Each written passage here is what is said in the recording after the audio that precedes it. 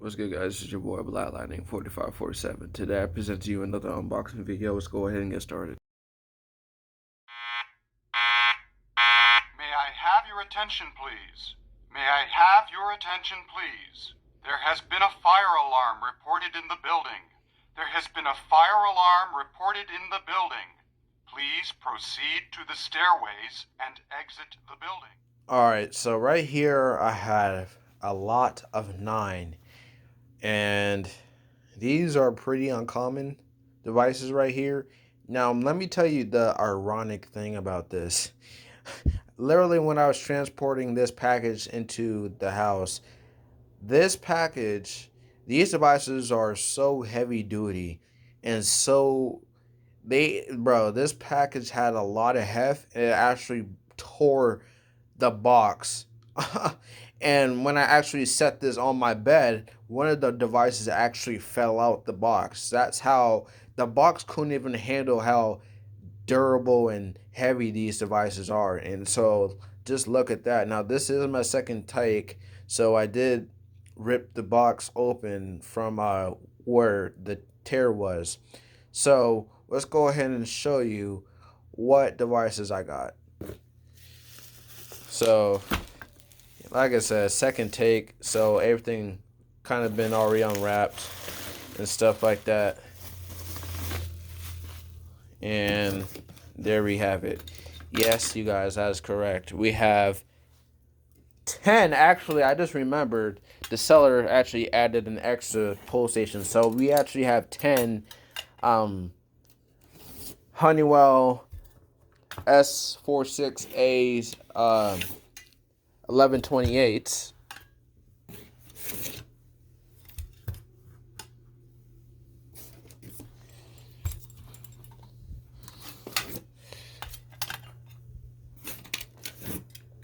Yep, and see, there's the extra one that the seller actually added. He didn't even have to do that because obviously 9 is enough. But there's even an old resistor and a brake rod, which is probably already broken because obviously this wouldn't fit these handles. So, but it can probably fit the 278 SPOs that I have. So that goes over there. So yeah, and that's it. So I have 9 or 10. I'm sorry. I keep saying 9 because obviously I purchased it as a lot of 9. I wasn't expecting the seller to add another one. So 10. We have 10 Honeywell pull stations. And like I said, so none of these pull stations are the cheap plastic crap that, fire alarm companies are known for today. Obviously, they did it to cut down on costs, but the sacrifice is just not a high quality product. So let's go ahead and go and review one of these pole stations. Now, first of all, these pole stations are very wide and they're tall. I measured it off camera and they came out to be 4.5 inches wide, 6 inches tall. I mean, that's insane. Considering that a single game back box is only 4 inches tall, and the width is what, maybe 2 inches or so, maybe a little bit like 2.5, something like that. So obviously, these are going to be significantly bigger than the back box that they mount on. Even a double game back box, that's just a 4x4, and that even, will be able to cover that back box. I mean, Jesus. But anyways, like I said, very quality, high quality, heavy duty. And like I said, I'm not sure I don't know if it's like cast aluminum, or cast iron, but I mean, these are light, but they still got a heft to them, so they're probably not cast iron, but they're maybe cast aluminum or something like that. But still, man, I mean, you just lift it up and it's still easy 1 to 2 pounds. I mean, but yeah, So this is what it looks like. Obviously, Honeywell logo. You got your handle right here. Obviously, it's a singular action pull station, and you have big bold fire lettering right here. So you cannot mistake this as a fire alarm or any other device other than a fire alarm pull station. Um, and yeah, I mean, like I said, it's wide. And yeah, if we go in the back, there's your switch right there. And then obviously we zoom in on this label. As you can see, S464A 1128. And as you can see, we got the rating for the switch, 3 amps at 28 volts DC or 3 milliamps at 5 volts DC. Like I said, Honeywell, manufactured in the USA and or made in the USA. Um, Arlington Heights, Illinois, looks like. And yeah, I mean, look at that. So obviously, we have the mounting plate right here, single gang, your double gangs right here. And yeah, and so, like I said, very simple pull station. You just pull down on that handle, and it looks like I already pulled it, or maybe it came pulled. But yeah. So yeah, you just pull down that handle, and you take a flathead screwdriver, just a little slit at the top where the tab, and you just press down on that tab, and it's spring actuated. It might be difficult to do this one-handed, so please excuse the camera. So yeah, you just push that down, and yeah, that opens that up. Like I said, there's a locking mechanism right there. See, there's a heavy duty spring. There's a little tab that you push down to unlock it. And like I said, this whole thing right here is a handle. The handle is spring loaded, so it automatically resets when you open the pull up. And here's the other half of the glass rod. So yeah, yeah, all right. So there's that. So like I said, here's the switch. Up is normal, and then down is activated.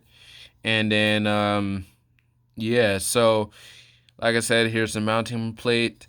UL listed non-coded fire alarm box. Someone actually asked, what does non-coded fire alarm box means? Non-coded just means that it doesn't have a code wheel. Because if you recall back in the days, like old days, pull stations actually used to have a code wheel. So you pulled the handle, and it actually had in a wind up the coding mechanism, and and each pull station actually had a certain code wheel that makes a distinct sequence. So maybe like 224 or 113 or something like that. To distinguish the different zones in the building. And so yeah, that's what it basically means. Non-coded, obviously, there's no code box on the back. It's just simply a on and off circuit. So that's what it means when pull station is non-coded. And we look at this label. This label right here is very important, because this, honestly, some enthusiasts make this rookie mistake, and you don't want to do that. So do not over tighten mounting screws. Distortion may affect operation. So this is especially true with the Firelight BG10s, and then that's why they also have that same warning. Don't over tighten the back plate, because what will happen is you'll end up bending the mounting plate on the back. And obviously that may put this switch at a different angle, so when you activate it, it may not actuate the switch.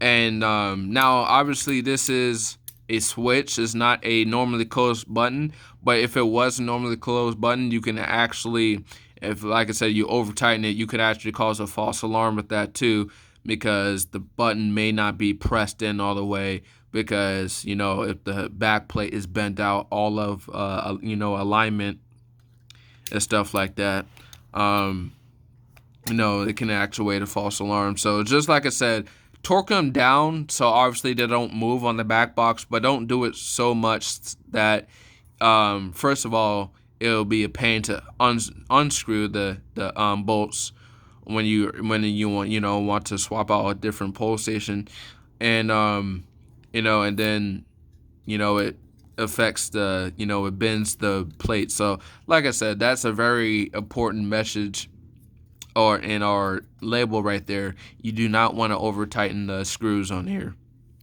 So other than that, man, I mean that's basically it. I mean, there's your switch right there. I mean, simple 2 wires, like I said, conventional.